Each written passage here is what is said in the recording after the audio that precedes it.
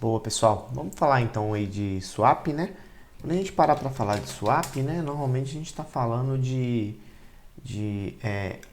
estender a memória virtual, né? Utilizando a memória, estender, né, a capacidade da memória RAM para a memória virtual, né? Então, a nossa máquina ela tem aí,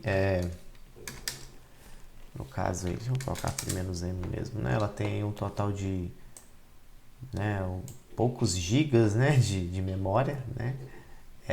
E não tem o swap instalado. Então significa que conforme eu fique sem memória disponível, minha memória fria baixe, né, é bem provável que a máquina comece a travar.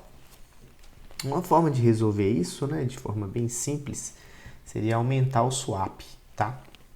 Nesse caso aqui, eu vou aumentar o swap, né? No caso aqui, essa estratégia que eu vou usar aqui é a estratégia como usuário, né? A nível de root se faria isso em outro diretório, né? Mas eu vou fazer ele no meu próprio diretório porque não tem problema. Então a primeira coisa que eu vou fazer é chamar um sudo, vou chamar aqui um dd, né? A gente aprendeu que o dd ele basicamente ele serve para criar arquivos, né? Preenchê-los com bloco, no caso aqui vai ser com bloco 0, e eu vou armazenar ele dentro de um caminho aqui. Por exemplo, acho que eu vou colocar ele dentro do... pode ser dentro do meu diretório mesmo, não tem problema não. Esse diretório Ubuntu mesmo. Vou chamar ele aqui de swap file, tá? Eu vou falar que ele tem 1 GB de bloco e que ele vai ser no máximo de 2 GB, né? Então o meu swap file vai ser um arquivo de no máximo 2 GB. Então peraí, aqui é maiúsculo. Ó, ele está falando que a memória ultrapassa...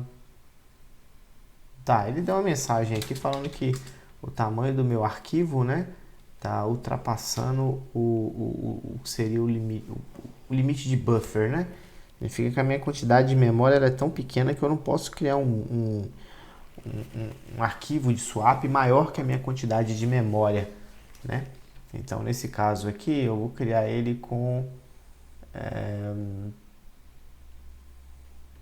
acho que eu vou criar ele com 1 GB é o limite, né? 2 GB eu não vou conseguir criar ele.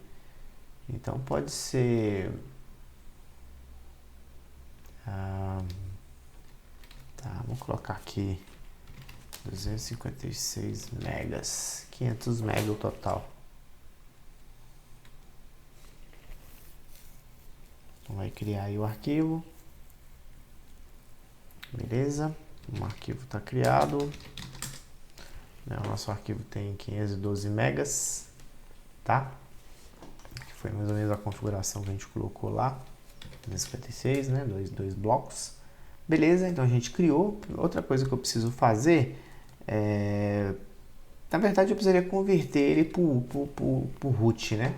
Mas eu já converti.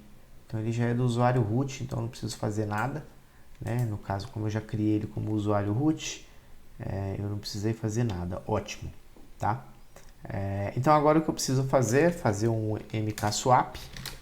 O mkswap, só para a gente entender, né? Ele basicamente ele cria, né, um espaço de swap, né? Então ele é um comando para criar um disco de partição de swap, tá? Aí basicamente o comando vai ser sudo, né? Porque somente o usuário root pode fazer isso, swap e o nome do arquivo, swap file. Tá? Então a partir daí ele vai criar o que se fosse uma partição de swap, tá bom? Aí a partir disso eu só faço um sudo, chamo aqui o comando swap-on, né? Vamos ver o que o comando swap-on faz, só para a gente entender ele. Basicamente eu tenho um comando swap-on e swap-off, que basicamente habilita ou desabilita o arquivo, né, para ser usado como partição, né? Então basicamente o que eu vou fazer aqui então vai ser o sudo swap-on e o nome do arquivo que eu acabei de usar. Tá, antes de mostrar isso aqui, né, vou dar aqui um Ctrl M, a gente vê que o arquivo meio que já está sendo usado, só que ele deu erro falando que o arquivo de swap file, ele tem que ter as permissões 0600, e as permissões que tem a 0644, né? Então se eu vou olhar aqui, ela está com permissão aberta demais, Então eu tenho que dar aqui um sudo chmod 0600600 o nome do arquivo. Feito isso, o arquivo agora mudou o formato e eu já posso executar um swap on novamente.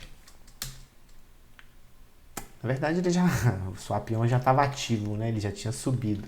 Então vou dar um swap off, né? Só para a gente fazer certinho. Então swap off, né? Então se a gente olhar o FreeM aqui, ele não está mais aqui. E agora eu dou um swap on para ele rodar.